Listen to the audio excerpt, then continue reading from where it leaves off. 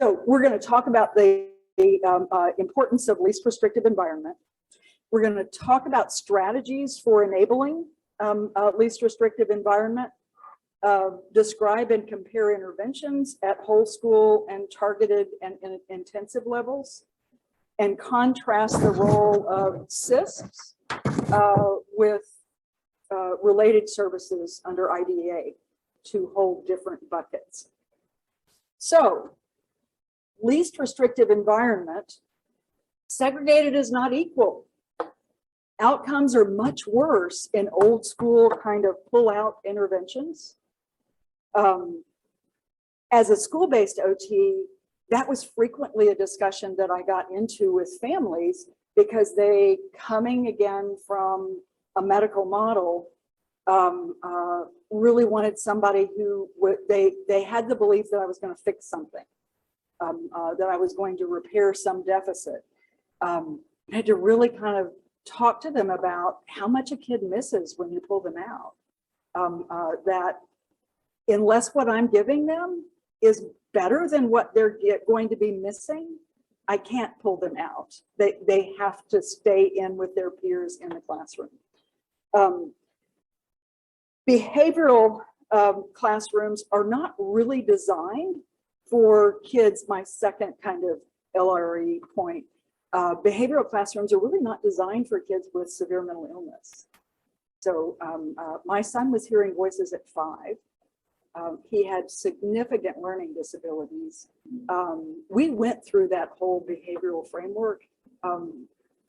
It only made things worse. It really did not help. And then another reason for LRE is solving problems in the place where they occur in real life is a lot more generalizable. So they're going to then be able to generalize that skill versus developing it in a perfect kind of clean setting. And then students really need experience in gen ed with the rest of their peers if they're going to spend the rest of their life in the general kind of society with the rest of their peers. They need to be there.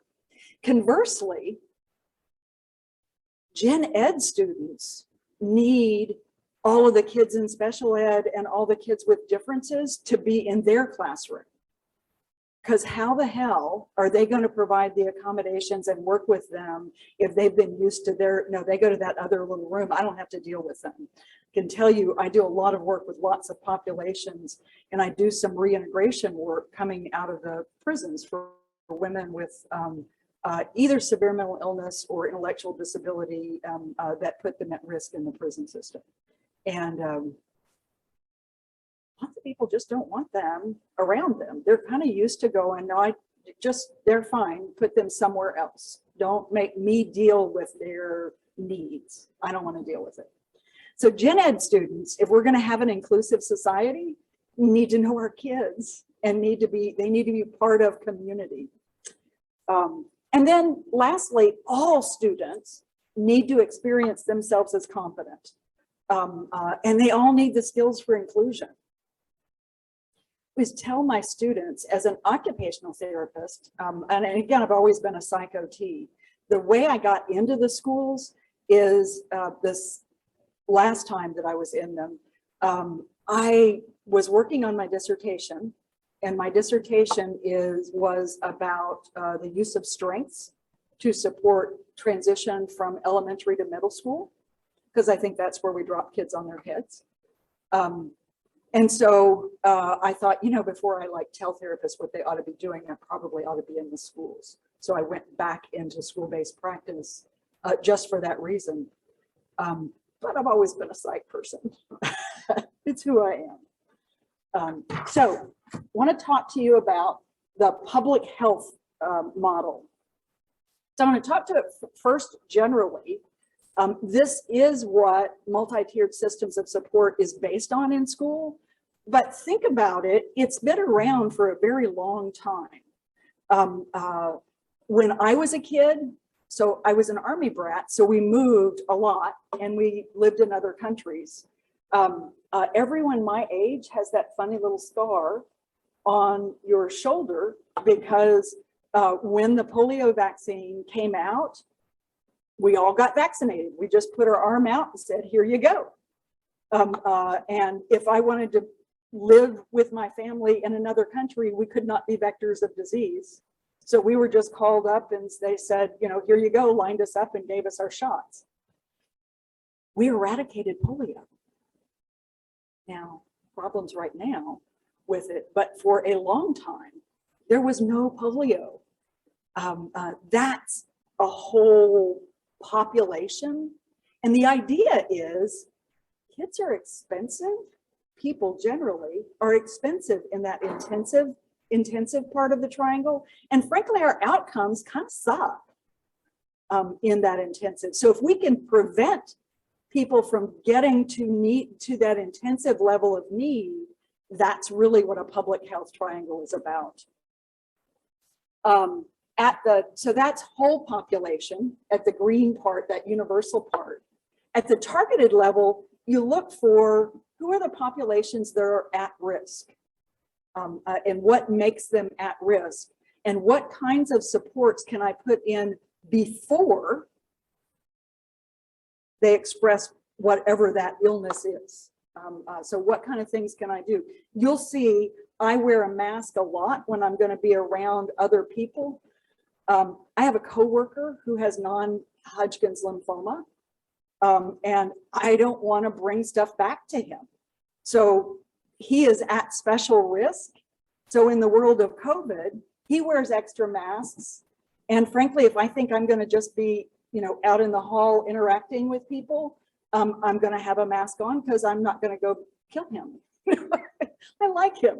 So that's kind of, we take extra precautions for people who are at risk for bad outcomes. And then that lost intensive level is when everything else has failed.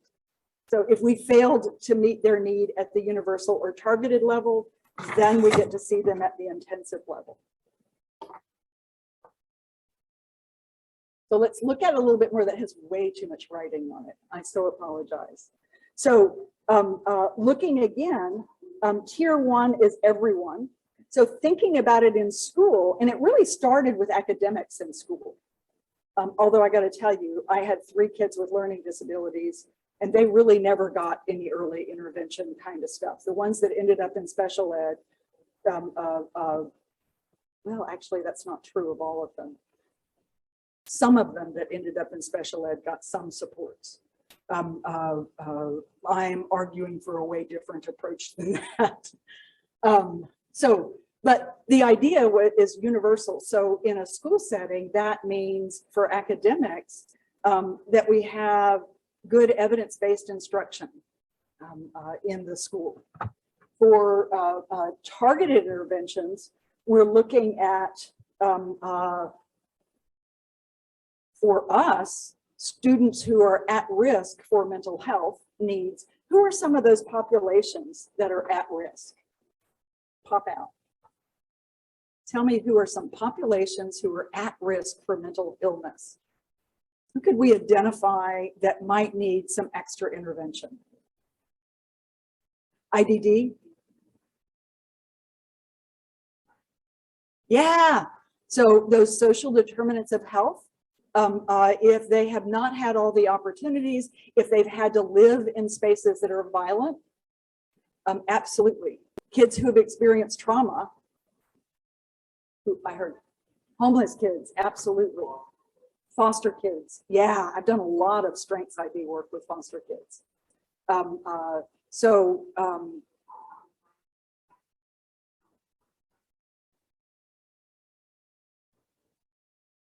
Yeah, yeah.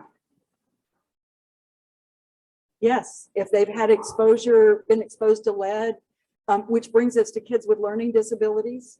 If they have learning disabilities, I teach my students, I teach all of their mental health content, but I teach a lot of their school content too.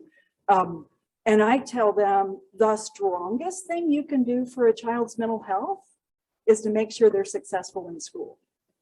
So if I can reach them at that universal and targeted level and make sure they're succeeding, that is a powerful mental health intervention. That's that targeted level. And then intensive are those individualized kind of interventions that we are more accustomed to in school. So a better graphic. Turning it upside down, we can kind of think of it as a funnel. So I want to try to catch everybody at that universal level. So again, good evidence-based instruction, adequate resources for learning. So I was lucky, I was in a school that was really well resourced. So if I said, we need something, I got it, which is not always the case. Making sure that schools are, and particularly in lower socioeconomic areas, that they're appropriately resourced is number one. So in mental health, this idea started with PBIS, and that kind of idea that, you know what, if we tell kids what we expect and teach them, maybe they'll do it. So that was PBIS. That kind of evolved, and we went through and still have social and emotional learning, and trauma informed and restorative practices. Not in all schools, but we should. Those are all universal strategies that are successful and would make a huge difference. The current term for this pyramid in schools is multi-tiered systems of support. At the targeted level, and I've just got a whole bunch of stuff because that's what you do. You just kind of throw a whole bunch of stuff in there to try to keep them from getting at the bottom of that funnel. In academics, it's response to intervention. So maybe additional practice with small groups, could be with a reading specialist, some kind of addressing academic needs for kids that good instruction didn't work for. In mental health, it is response to intervention, which is an early intervention kind of way of doing things that I'll talk about. Small skill building groups, so identifying skills that kids need. Under ESSA, so we'll talk in a minute about OT as a related service and some other things. It depends, not all SISPs are related services. But we really weren't, the school did not get paid under No Child Left Behind for an OT going to the whole school level, for an OT doing early intervention with kids. But one of the things that changed under ESSA is that they can shift their budget so that they can use specialized instructional support personnel at that whole school and targeted level. Kids don't have to fail into special ed before they get resources. And that was the whole point, is a lot of the point behind. So the objective, again, is to intervene early, to prevent school failure, because that has a lot of mental health impacts. Should be rapid response and increase frequent progress monitoring. So it's checking on, it's not just kind of throwing. So I worked in a school district that when I went to work there, a dad had published a book about what a wonderful school district it was for his kid with multiple disabilities. And so we had families renting out their houses in other states and moving to the district with kids with significant disabilities. And then at the same time, the governor in my state and TEA had decided that we were going to decrease the numbers in special ed. And so they decreed that we would have 8%. We were at 13, that we would decrease the numbers to 8%. At the same time that we were getting this massive influx of students. And so my boss and I went to our special ed director and said, this ain't gonna work. This is not working. We want to swim upstream. We want to try to catch kids before they fail and try to, if you want to decrease the numbers, then you need to be serving them before they get into special ed. And she agreed. So by the time I left, 50% of my workload was actually more than 50% was response to intervention and intervention at that a whole school and particularly at that targeted level. So I want to talk to you about some of that. What are your experiences with RTI? Because I hear from families way different experiences than what I knew. Is this on? Can you hear me? No. I'll stay here. So what is your experience? Good? Yeah.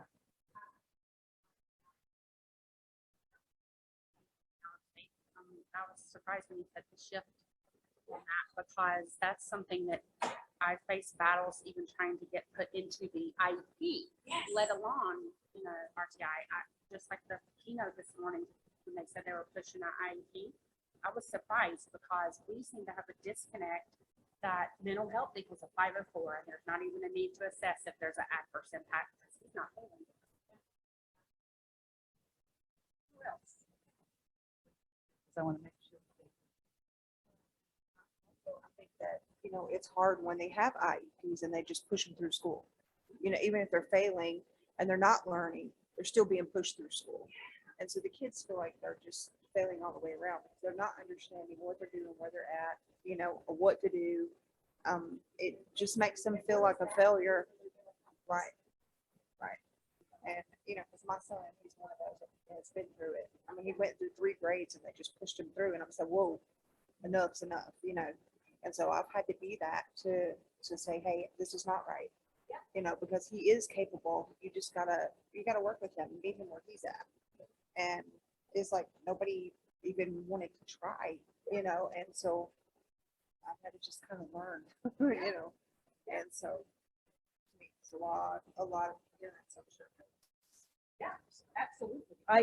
The reason I became an OT was because I was a mama. So in Arizona, they are really big with not accepting outside assessments or outside opinions. And so in Arizona, they really, really use that to not let the behavioral health team come in and be supportive in the school. They don't allow behavior coaches to come into the school. They won't allow anybody to come in and assess for functional behavior intervention. There's several school districts that follow the Boys Town model, which does not work at all for our children. And, their kids are earning points and then they're taking them away. We know how Boys Town model works. And so 60% of our schools still use the Boys Town model. Behavioral health, but behavioral modification really doesn't for kids with significant mental illness. It really does not. It does not provide them what they need to succeed. And it's kind of, I liken it to, you wouldn't take a kid in a wheelchair and take their chair away from them and say, okay, you're going to pass if you can get to the other side of the room. You wouldn't do that. And we're not providing the supports that kids need to succeed. And yeah.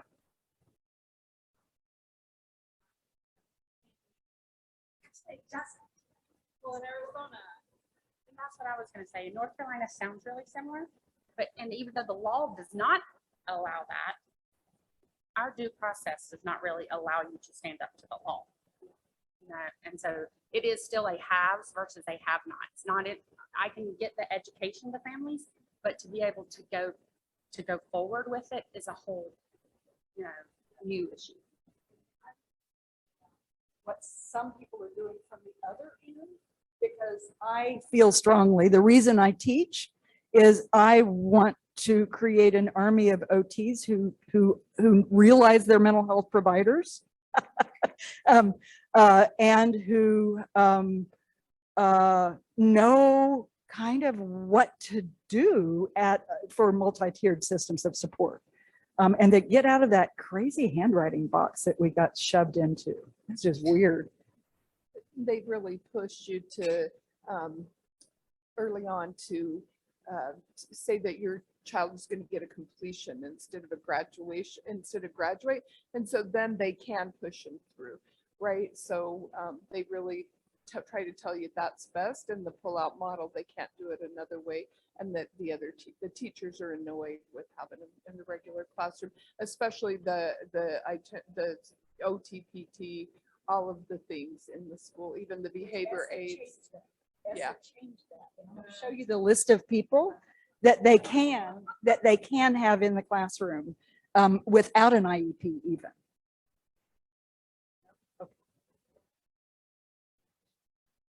And I think that has to be pushed from several directions. Well, from personal experience too, as a mom, my son was taken out of public school, put in a behavioral school. And then as he did that for 6-8 months, there was no communication between the schools. And it's like no one cared. And so that's a gap there to even help those with behavioral problems. And so that's something that I've been dealing with this year. And so to find that place where, okay, so who's responsible to make sure that gets done? And then they get sent to court for truancy and all this stuff. And it's like, you're paying out all this money for something that has nothing to do with you or your kid. And it's like, somebody has to be responsible for that, you know, because we're paying for it as parents. Does that make sense? We are, and we are paying for it as taxpayers. It's just in a different silo. Yeah, yeah. Absolutely, absolutely. And I've had a kid there. Absolutely. So we need to look at how do we help kids succeed before they fail. I'm going to turn this off for a minute, come back over here. Something else that I've heard from parents that I didn't hear from any of y'all, but in some school districts, I've had parents say, oh, they just use RTI to not have to put them in special ed. So we'll give you early intervention with this, but it doesn't really mean anything. So it doesn't have frequent progress monitoring, but it just kind of is to shut you up, which made me very sad, but I have heard that. So that is another experience that I've heard. And then at the intensive level, so by then you're talking about a kid who has an IEP, who is in special ed at the intensive level. And although you can use SISPs all the way across, but we, as OT at least, and this is not true of all the SISPs, but it is true of OT. In OT, if in the old model, we were a related service. So that meant we could not provide anything that the school would be reimbursed for to anybody. Like I couldn't bring a kid into special ed for OT. So I have to be associated with another discipline who is one of the gatekeepers, and then they have to do a referral. So I see a kid who has some issues and I think, man, they could use some support. They have to go through that whole kind of onboarding process, which has got a million different wait times to it, right? So you wait for this first evaluation, and then you wait for another evaluation if you're going to bring on whatever discipline.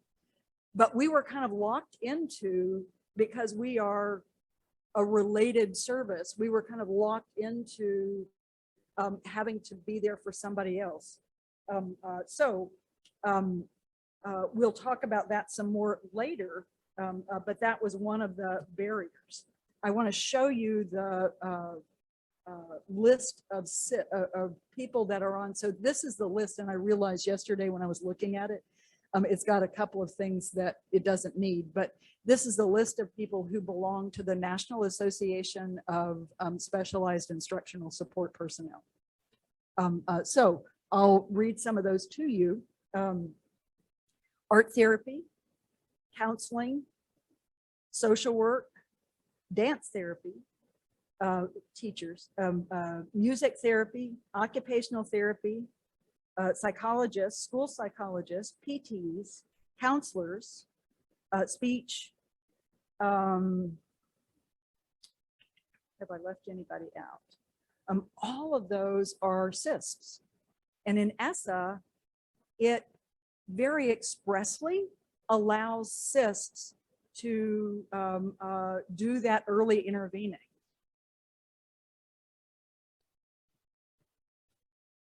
So I'm going to talk about critical SISP tasks, and I'm sorry this font is so small. I'm going to talk through all of it. I should have paid attention to the size, and I didn't.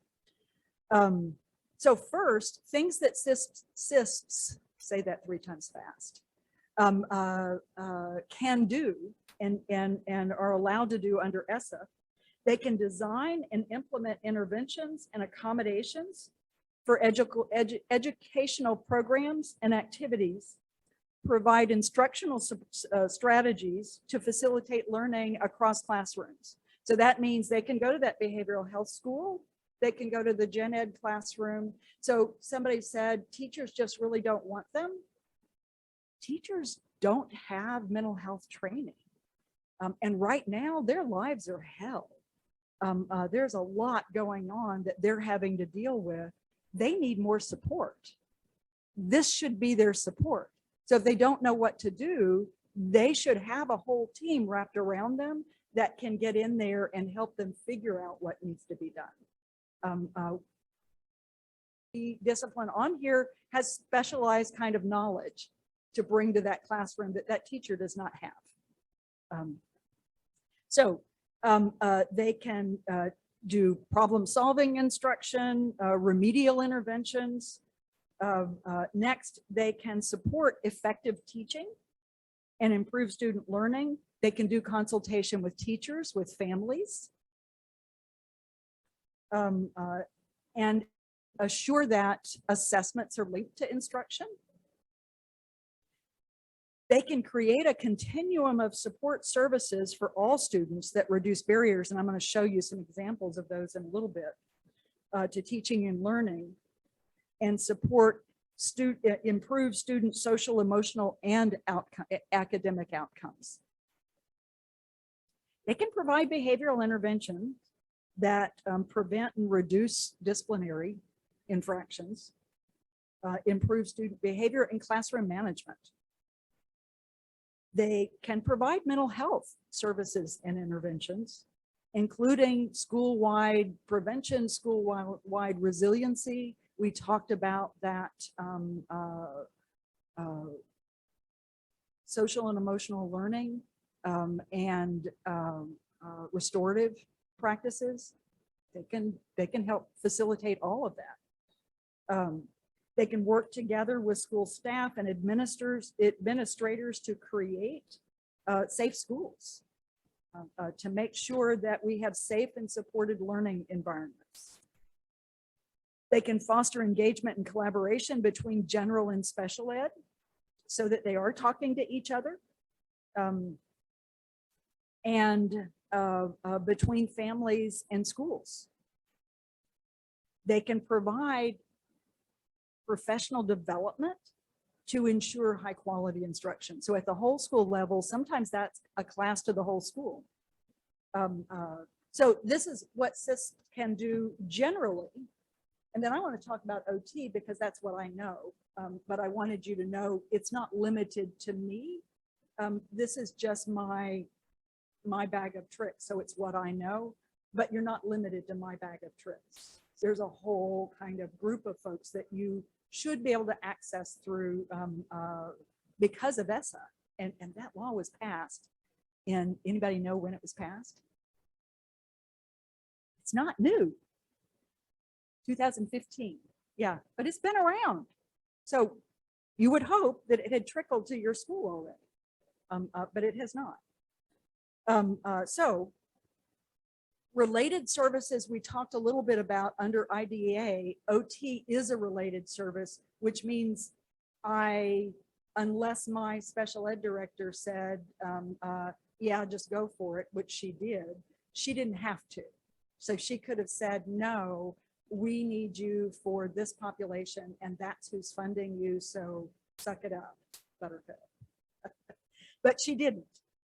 So we were able to do more. We are not standalone though.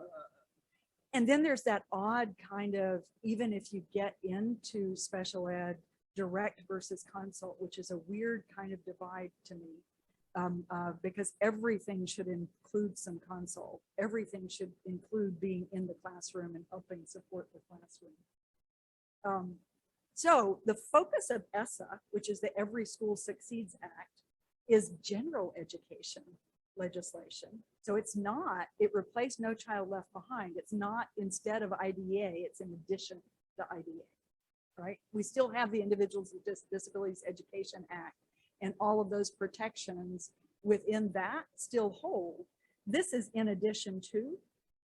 The focus was on states developing and implementing plans for creating school environments that help students succeed in school. So there's an emphasis on building those multi-tiered systems of support. And many states have that as their kind of initiative, MTSS. And focusing on that universal and that targeted tier to foster participation and both mental and physical health.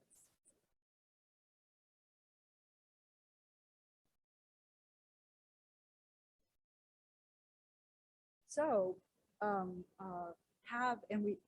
don't know that anybody said that they have.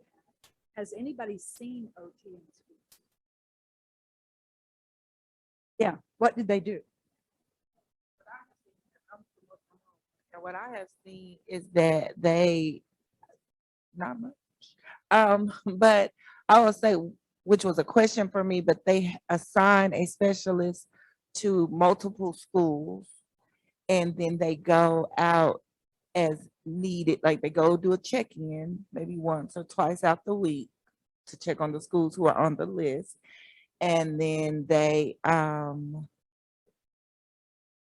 see what they need. I mean, you know, they go by what the school recommends, opposed to Oklahoma. What we have found is that they don't include the family, the people who actually know what the children need.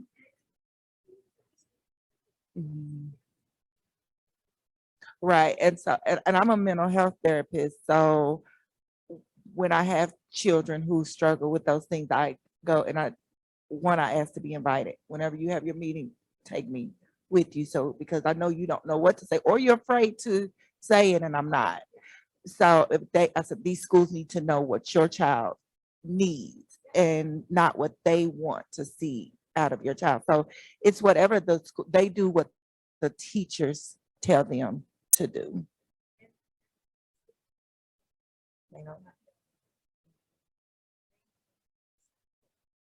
And in the state of Oklahoma, they have also, for the lack of better words, it's going to sound harsh, banned mental health professionals from schools. Yeah, so we're not allowed to go without. So there are certain districts that will allow you to come, but most districts, and they would have to clean up some fraudulent stuff. So I get that, but now we see that the people that were there, they needed it. Because now we're seeing an incline of dramatic behaviors, and they were doing something. Now they weren't doing it right, you know, but they were doing something while they were there. So, but that's what I see with our OT.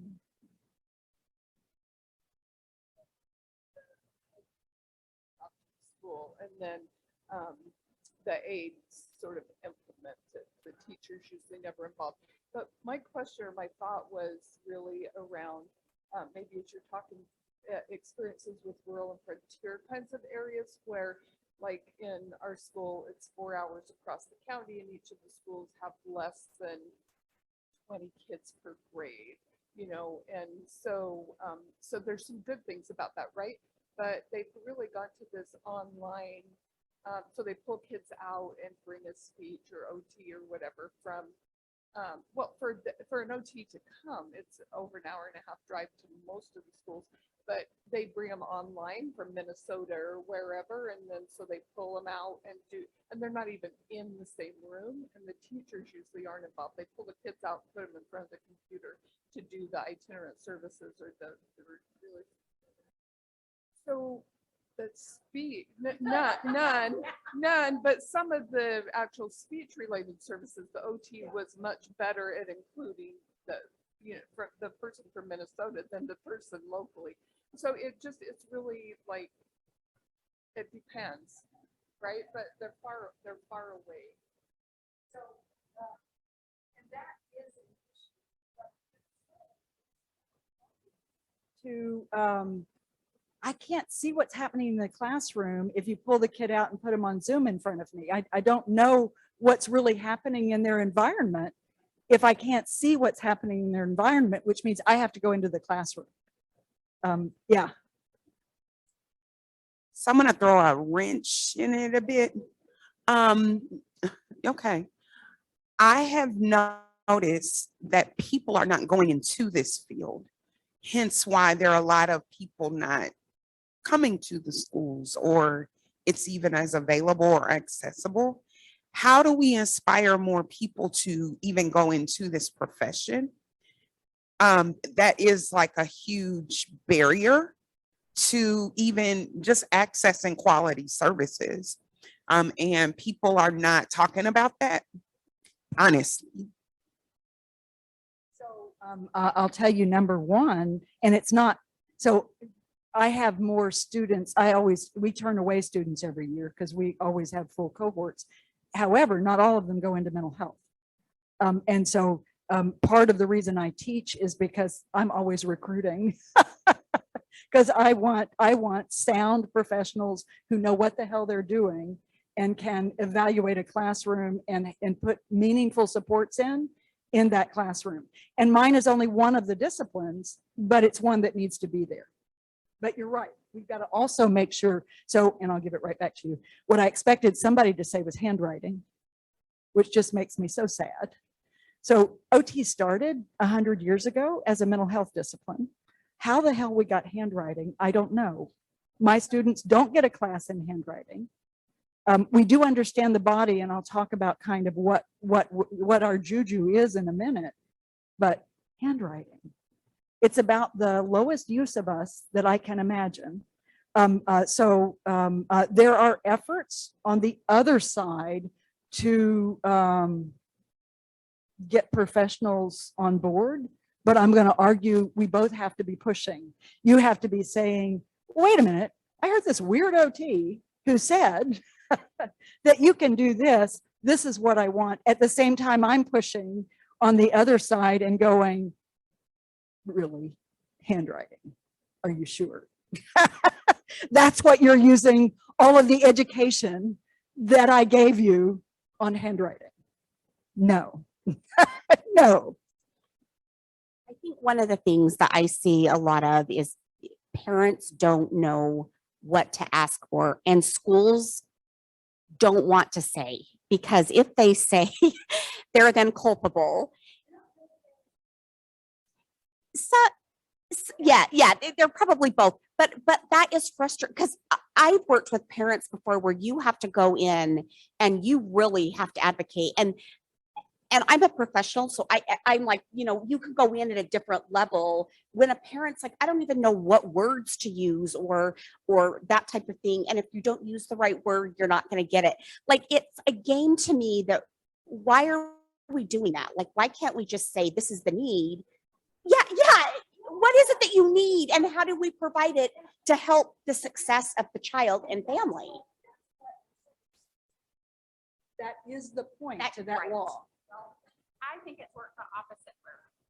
So, because I do think it has been used, we put so much money in MTSS, and I think it's a positive thing. I love early intervention. However, if it's not staffed with people who are trained in that, like there is a mental health discipline within OT, right? I'm going to tell you how to connect your OT if they look at you blank to an SNF.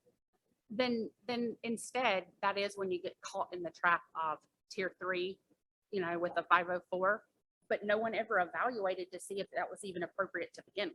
right? So you're treating symptoms instead of a root. Right. And with mental health, I don't see the data about getting out of it like I do if they put someone with dyslexia into the tier, right? Where I've seen it, is we passed a law that everyone that has an IEP with autism has to have a sensory profile. And that's the closest I ever see a OT come to mental health in our state. You know, not that they can't do the other. I mean, I was able to get that for my kids pre-ESSA, but that ends up being a compliance issue because they stop at screening, right? And so it doesn't support the teachers. And yeah, like that. And yeah, So in Arizona, our kiddos get 15 to 30 minutes of OT a week, which is 3 to 5 minutes a day is what they get for OT. For example, like my son was 18 years old. He's nonverbal, intermittent explosive disorder, autism, intellectually delayed. And his OT was having him learn to count change and dollars. And I'm like, my son is never going to know money. That's reality. Oh, you're being negative. No, I'm being realistic. I know my son is never going to count money. He's never going to understand a dollar and a dime and paying. Like, this is not going to work. But our OTs go off of, they go off of what, the teachers want, what they're doing, sometimes written in the IEPs, but just having OT 3 to 5 minutes a day, that's it. There's no progress. There's lack of progress going on there. And half the time when our parents are saying, what are you doing? Like, what is the need for OT? The schools won't answer. But then when we're trying to explain from a behavioral health standpoint, the schools won't listen, and they're not going to give the parents what they're asking when the parents do get educated on what the schools could be or should be doing. I would like to add to that because I've had a lady that I know after school that her kids literally did not even have an IEP that was updated for 3 years. 3 years. That's not even like 1 year, guys. That's 3 years. Still going off the same thing. So they didn't know whether that child had learned anything or nothing. And they were still going off the same thing and then just pushing it through, saying it was updated. But it had not been assessed or evaluated for 3 years. so I'll give you my personal experience with my oldest son. I was a happy little artist. I knew nothing about schools.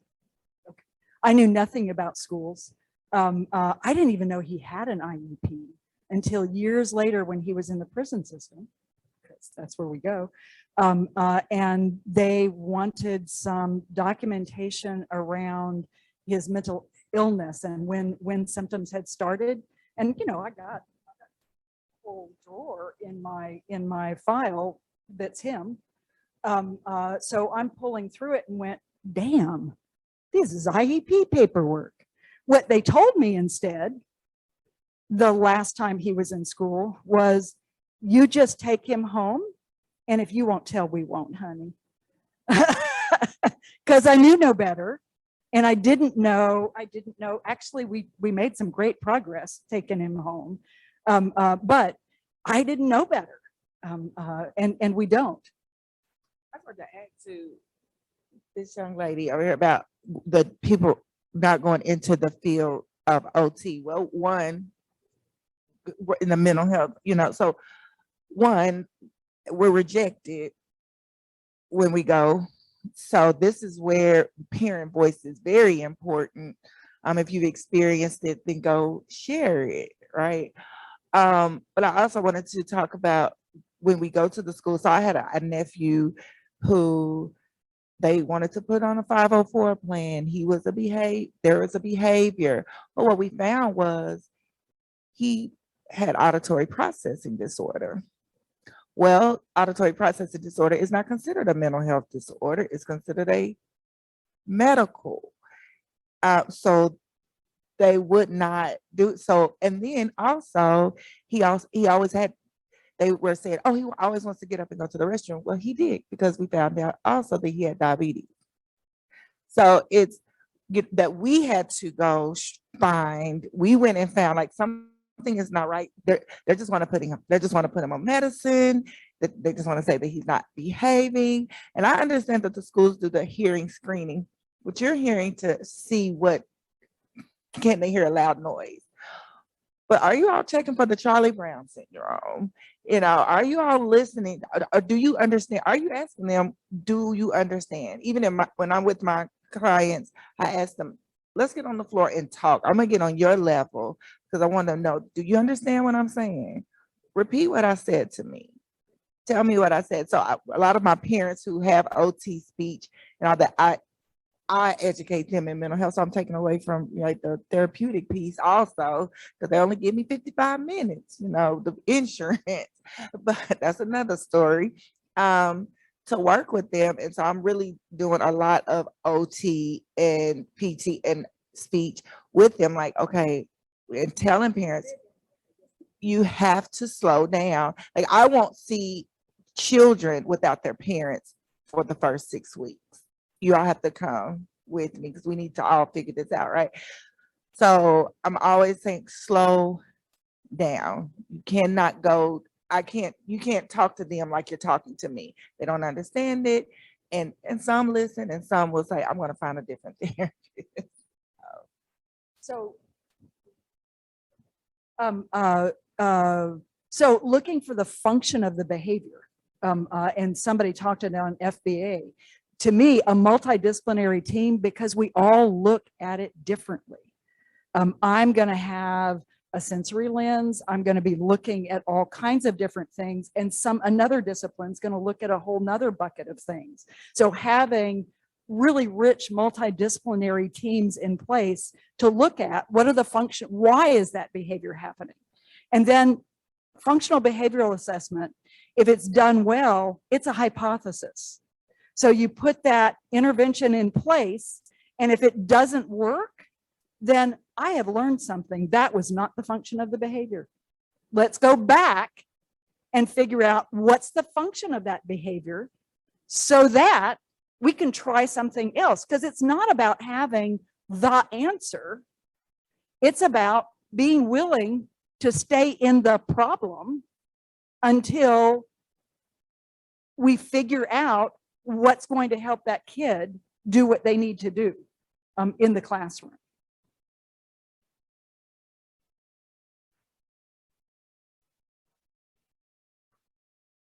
No, they don't. They blame. There you go. We put it in their BIP and they're non-compliant, which is not the way FBA works. It is supposed to be a hypothesis. It's supposed to be a loop. Then you go back and you say, that didn't work. That's a new piece of information. What do I do about that?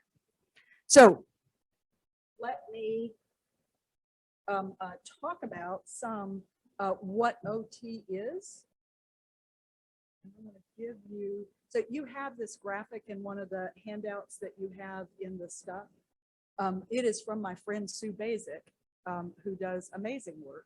So what is the value of OT? It's not handwriting. That's your first answer. My students are not taught a class on handwriting. Your teacher has a better education around handwriting. That's really never been, even under IDEA, it's a weird tunnel that we have gotten sucked into. So let me tell you what OT has deep knowledge in. So you know who we are. We know about the body. So my students have, and I don't teach in that stuff because you don't want me doing that. I'm the psych therapist. They have deep knowledge about the body, including cognition, the brain and nervous system, musculoskeletal systems and movement, sensory systems, and psychosocial development and function. So a really broad physical understanding of what's going on with the body. Our focus is really not remediating.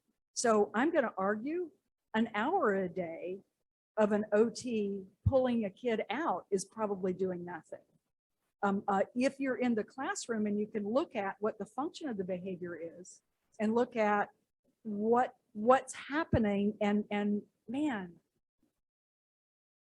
stay in that problem solving circle, be a support for the teacher, we can do stuff. And that brings us to the next really probably more powerful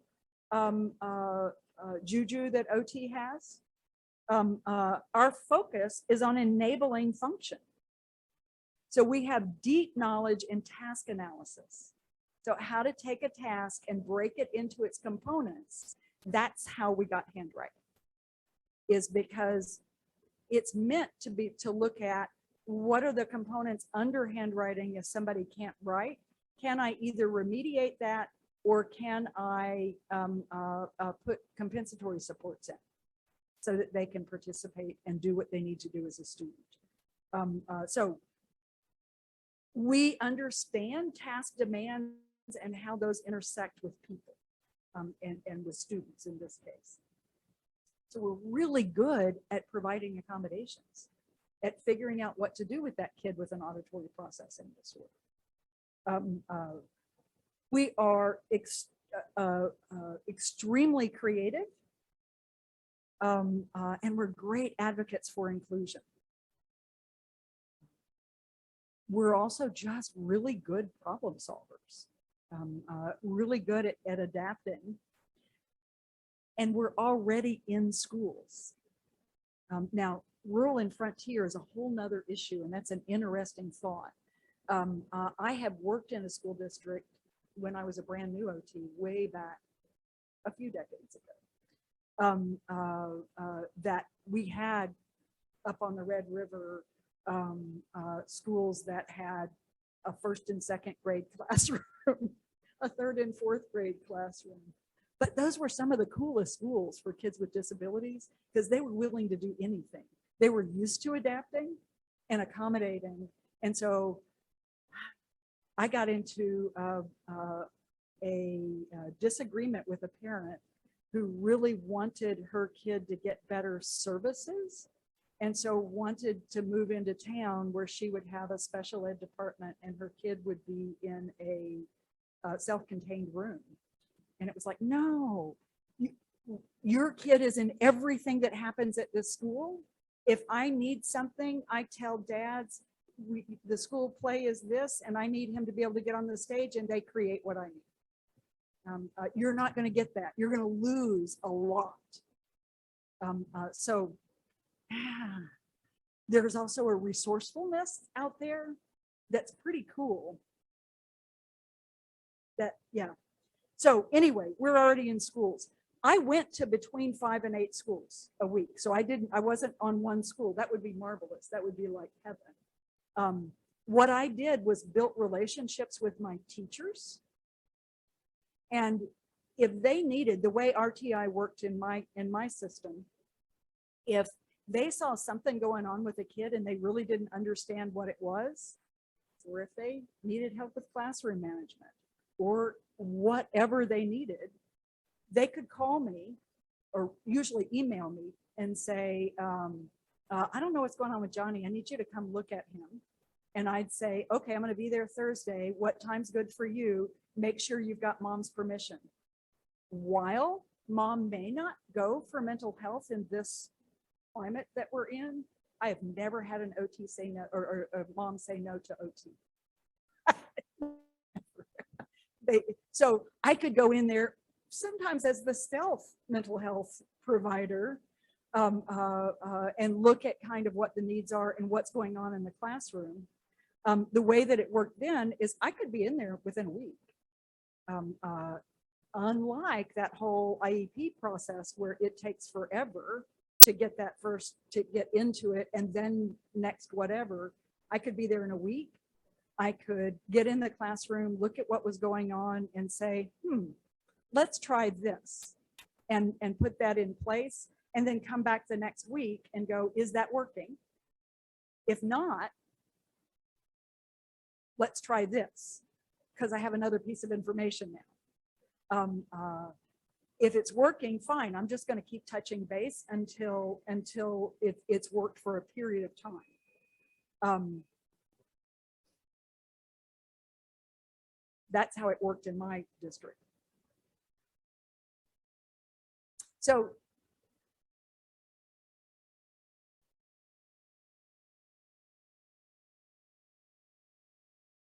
I don't know that I had issues with transients there.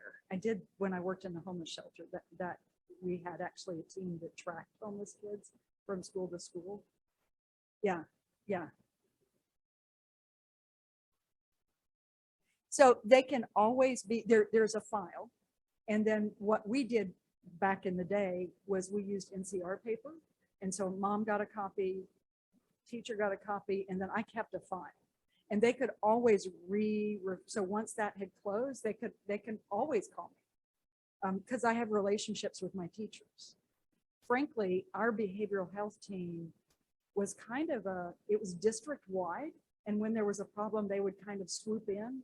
And so the teachers perceived that as we're in trouble when they came in. So very frequently, I was the intermediary because I had relationships and I could say, I don't think that's working. Let's try something else and do some whatever.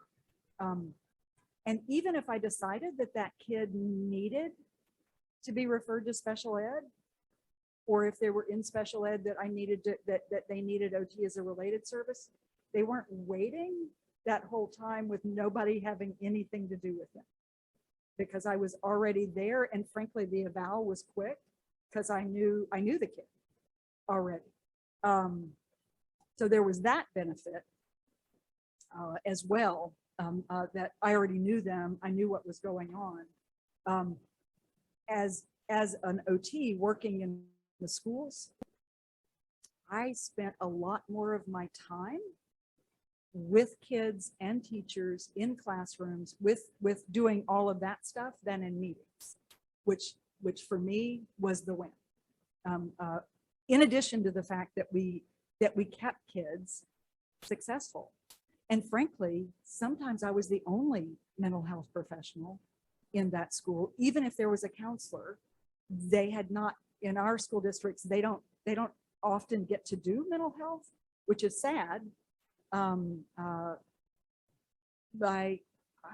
have been the one to insist that we get support for a kid who was suicidal because everybody else went, oh no, you didn't really mean that.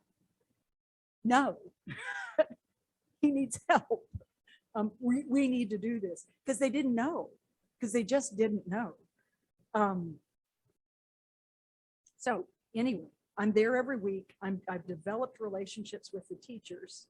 This graphic so I operate from a practice framework that is discipline wide.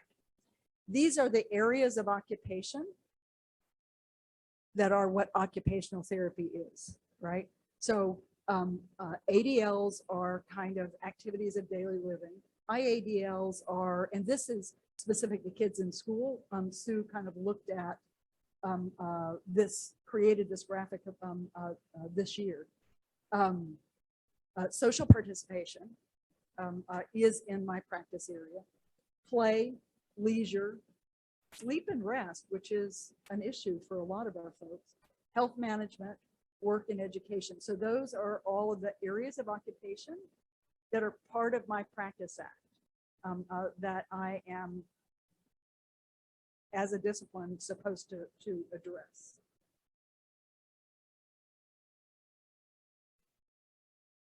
So back to this, what have I done?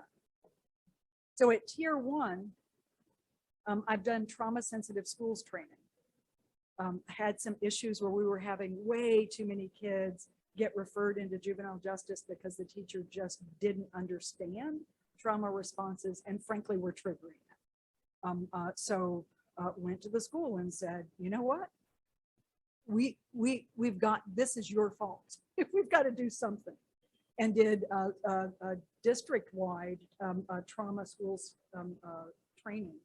And then at tier 2, I've even done trauma training for particular kids who have a trauma history, to make sure that all the teachers on their team understand what their trauma responses look like, so they don't treat them as behavioral when they're not, and how to respond effectively. Does everybody know the trauma sensitive schools training from AIR? It's free. I'll try to, if I don't have it in resources, I don't know if I do. It is a marvelous resource. I've done whole school stuff on sensory education for teachers and parents. Kind of what does that look like? What are kind of different sensory processing issues, and what does that look like? What are strategies that kids can use and that teachers can use? How do you set up a classroom that supports all the students in it? Support for classroom management. So not necessarily for a kid, I made relationships with my teachers. So they could call me and go, man, I've got this reading group that's just off the hook. Could you come look at it and see if you could figure it out? And I would kind of look and go, well, that kid doesn't need to be sitting next to that kid. Let's try some different seating for this one over here. Let's put them on a ball. Let's do something different. And I was a resource for that teacher for whatever she needed me. And then I've done trainings on developmental expectations. We have little kids, so going back to motor kind of musculoskeletal stuff, we have really ridiculous expectations for little kids in terms of where their motor development is and what we're asking them to do. Sometimes it's just not developmentally appropriate. It's harmful. So that kind of larger education. Any other ideas you can think about that would be useful in a school at a whole school level? Come back out with my thing.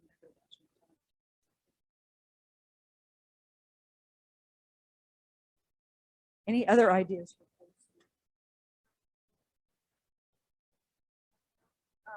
I work for a group called Fruition that has been kind of birthed out of a mental clinic.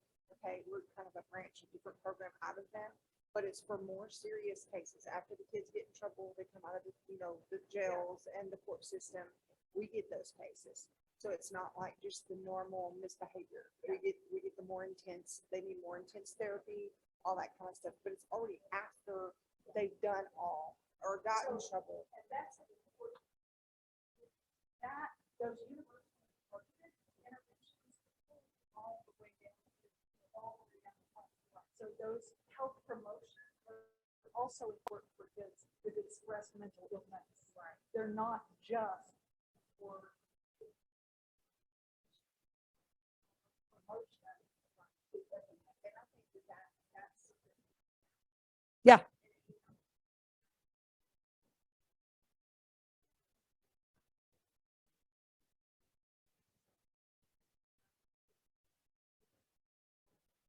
Mm-hmm. Yeah. And I think we need to deal with the whole school. I would love to see us do restorative justice at a whole school level. And I know some schools are doing that, but man, would that make a huge difference to have restorative justice in place for everybody in the school.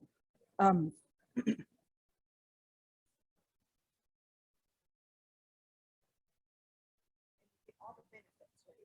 Okay, and how I relate to my personal, okay, it's like you get benefits and you're thinking, okay, good, I got good benefits, and I, if I go to the doctor, then I've got something to cover. But it's like if you actually don't learn what the benefits are for, you miss out on so much, So I kind of use that as an example because that was real to me. And so it's like, oh, I didn't know it had so much to it, So I think that there's a lot of richness in there that we can use, but it's just utilizing, and it could be like little things, but they mean so much. And so, but have somebody come in to be able to do that. But then again, it goes back to being trained, and that like the policemen are not trained to do what, we're supposed to be doing. And the teachers are not, they're not trained to either. So it's finding that.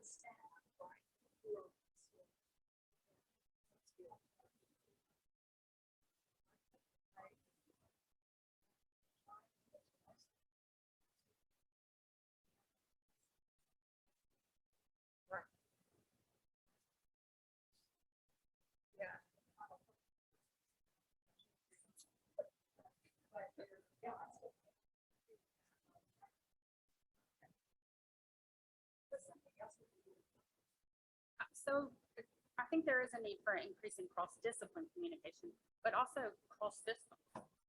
So if you did have success with RTI, more than that teacher needs to know what you tried and what you succeeded with. And I understand that, it's in that file somewhere and stuff, but like looking at lots of people's comp ed files, like it's hard to dig through that stuff, but nobody, you also have teachers who have a kid that's on an IEP that doesn't even know what the IEP says, and so I think that if you know that the kid's already receiving something, having that communication, whether that was a social worker that was coordinating that communication or that counselor, of whatever you learned. I am big on multidisciplinary teams because we all bring a different lens to it. We all have a different perspective, and all of those perspectives are more likely to see the function than just one of them. And I know as an OT, we tend to look at antecedents and other folks tend to look at consequences. And if you have both, then you're more likely to have a better idea. But we tend to kind of look at, well, what happened before? Why was he triggered? What was that before that happened? Instead of what was the consequence of it? But you need both.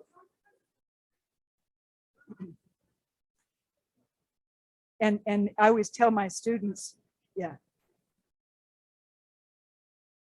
Sometimes it's also learning what is their trigger, so that you know how to change the environment. Yeah.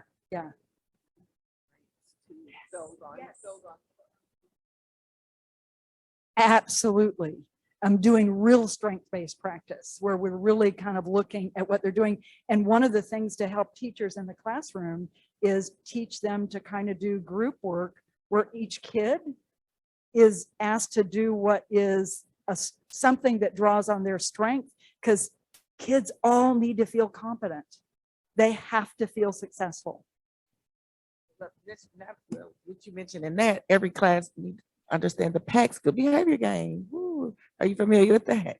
So no, those games are very helpful as I attempt to help in private schools, because I'm not allowed in the public schools, and helps regulate the school, the classroom, help classroom management using that. But what I wanted to say is that you said what was it, universal.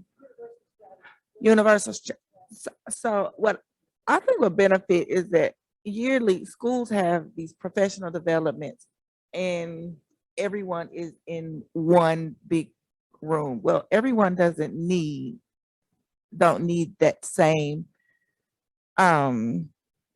education.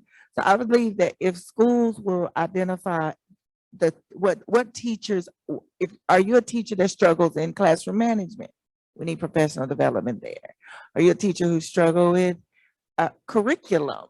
Then having professional, but identifying what the teacher needs to build their strengths on, and then going from there. Oklahoma, we have a new initiative going. I can't remember. Anyway, anytime a child is on an IEP in social justice system, in DHS involvement, the schools are informed. And so they're notified. So if this child acts out, then they can go to their file and say, oh, handle with care. That's what it's called. It's handled with care. And they're notified. They have an HC on their file and they have to handle them with care. Then they contact the multiple.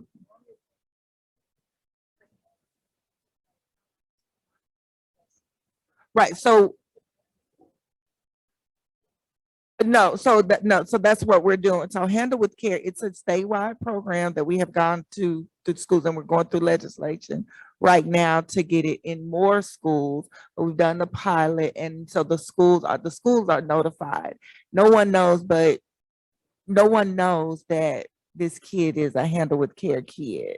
But once like DHS is involved, immediately the police are involved. They're notified that they notify the school district to say, hey, this kid has gone in DHS custody, this thing like that. And so the school, so opposed to putting them in holds, yelling, screaming, not feeding them, say they may want another lunch. And we're start an argument where you've already eaten. Well, no, we're going to handle them with care and they're going to get them another lunch. But I think that's something that is working, that we're starting here. Our pilot worked, but kind of universal, teaching teachers about just behavioral packs, good behavior, different behavioral kind of games. Yeah, yeah. So having kind of more of that kind of education for everybody.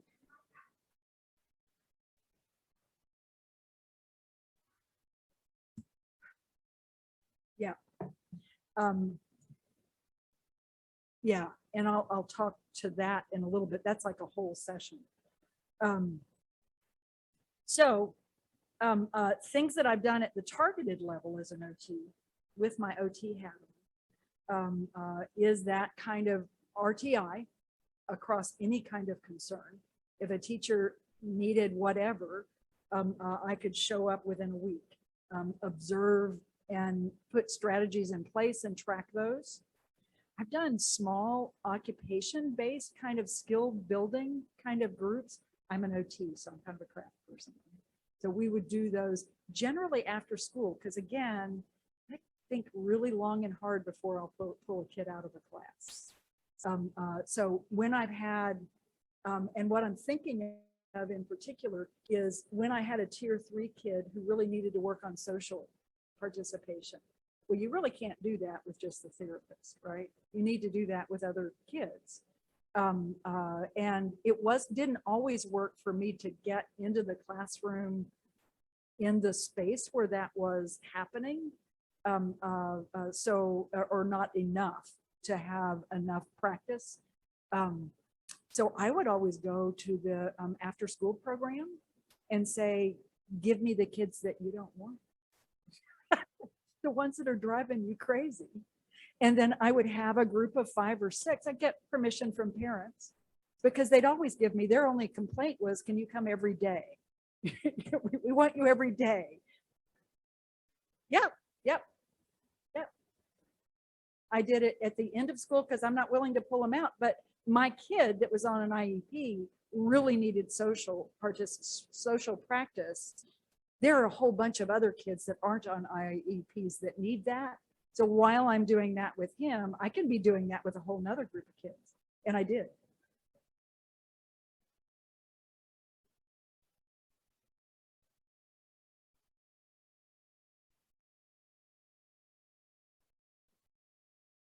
Mm-hmm. Yeah. Mm-hmm. Mm-hmm.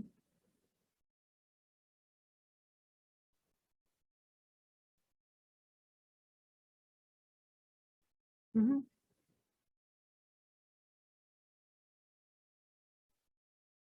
Yeah.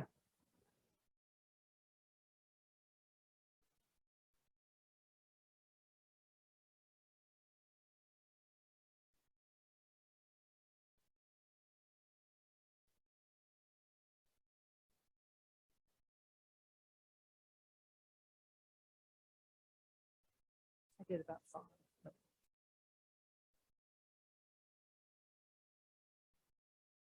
Hmm.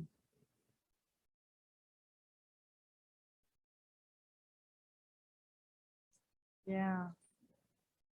That's way outside. Yeah.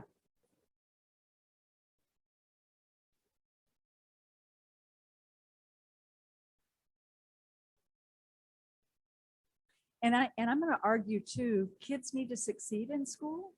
And so if kids get to succeed in school, if they get to feel like, man, I rock, they're going to want to be there more than when they suck at it. So that's another piece of it, is making sure that kids succeed.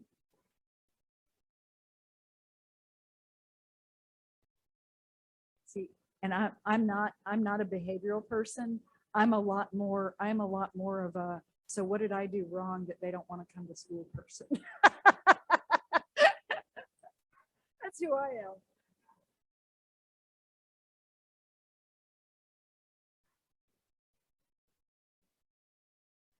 Yeah, yeah, yeah.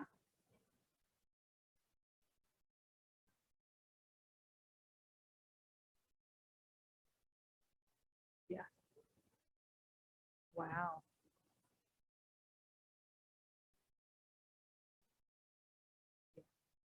Yeah.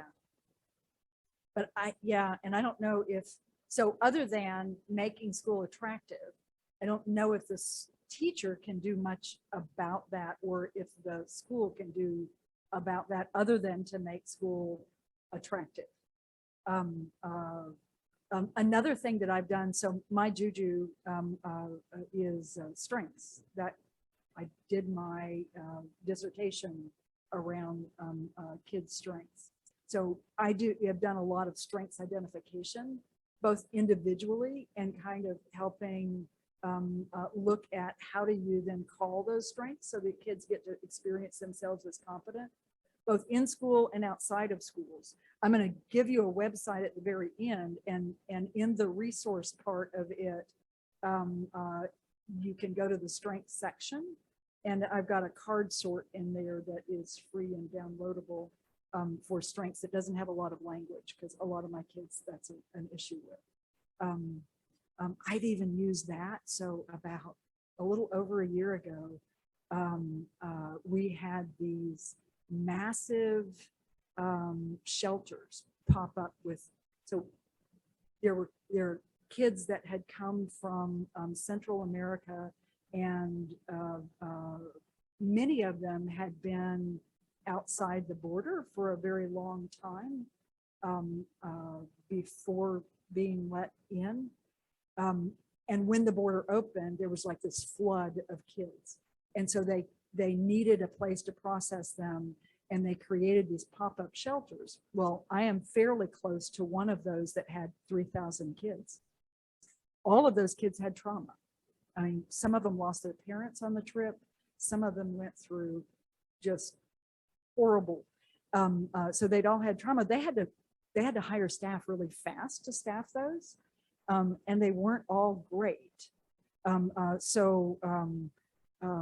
use strengths ID as the basis for the activities that we did with the kids. I have a bunch of students, so I brought them in there, and we kind of invaded to have activities in the pods, and use strengths kind of stuff for that. So anyway, I'm big on strength-based groups. And then teacher support. Teachers have it really hard right now, and they really need all the support that they can get. And so providing that support.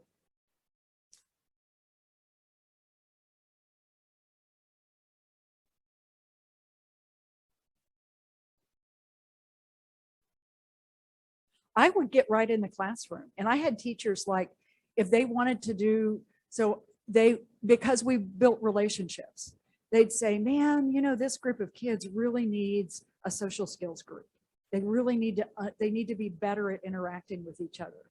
And so I might develop the group and co-lead it with her for the first couple of times, and then just support her with the materials so that she could continue the group. I've done that. Done all kinds of different things just based on the need. Sometimes it would come from the teacher. Sometimes it would come observation, being in there and seeing. Again, you kind of have, in my ideal world, we'd have an OT at every school like we have speech, but that's another battle for another day. Let's just get OTs to address mental health. That's number one. And I want to show you a resource before we run out of time here in how many minutes? In just a few minutes. So let me make sure we get there. So at tier 3, We push into classrooms. This is mostly kids in special ed, so with an IEP. Provide one-on-one support. I've done a lot of work transitioning. I'm not a behavioral person. I am the opposite of that. But I've done a lot of work with kids transitioning out of ABA because they have zero initiation once they get in the classroom. So to make sure that the classroom is prepared to kind of help them be a real kid, that kind of work. Last resort for me is pull out, although I've done it. I have to think long and hard before I'm willing to do that.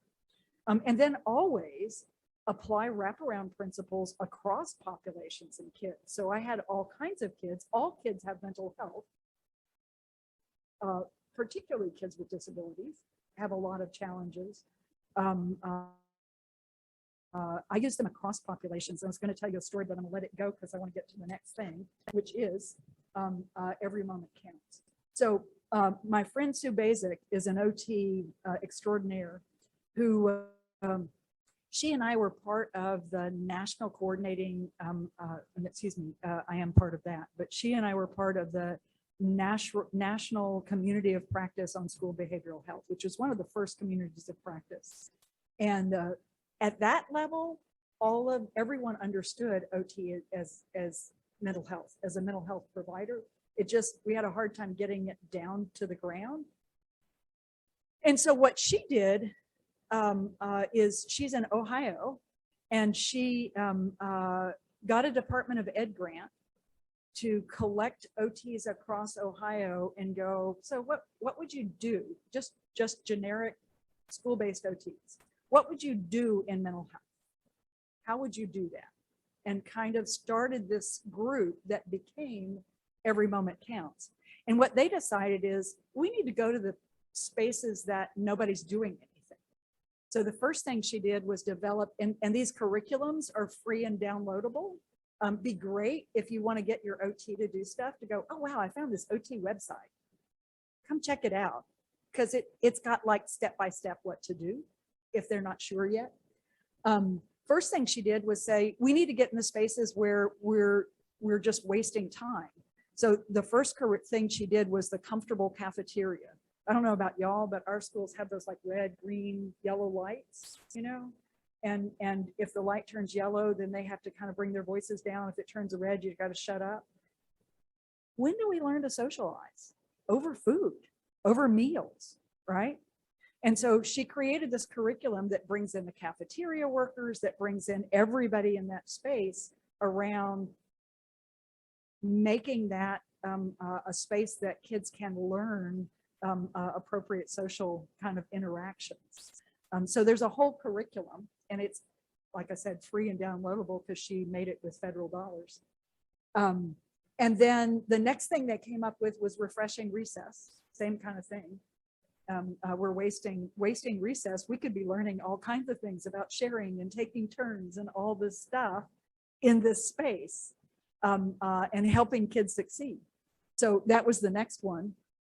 And then she's got a whole bunch of just embedded strategies. The calm moment cards are great. Those are just printable, really pretty cards that look at common kind of problematic situations and give all kinds of ideas about things to do. So her this year initiative, this is still going on, but her this year initiative is she has started an OT ESSA advocacy network. And so we are getting OTs together regularly across the country and saying, so what are you doing in mental health? What are you doing at a whole school and a targeted level? And man, there's it's growing exponentially. So you may have an OT around you connected to that, number one. But there are OTs like just doing teacher support, just providing in a school district teacher support and health and wellness kind of stuff. So there are resources to connect. And this would be a site that I would share probably first, to go, and you can go to your OT and say, this crazy OT professor came and like told us she did this wild stuff. We want you to do that. We understand that as a specialized instructional support personnel, and she may not know what that is, that you can do that. And here's a website that'll kind of help you with that. And if you need a group, that's also, and I'll give you my card. So my next thing was going to be your turn, but I want to give you resources because I think we've talked all along. That's fine. So we're going to let this activity go as well. So this is my oldest son. I lost him 5 years ago to an overdose. He started about 10 years before his death writing a book of his experiences. And the book was intended to have, does have 3 slices in each part of his life. It has his voice, and then my voice as mama. And then the third part is best practices, so that we can help families from the very beginning. I was a teenage mom with not a lot of resources. So early childhood, school age, and then wraparound and kind of alternatives to residential treatment because he was horrifically abused in residential treatment.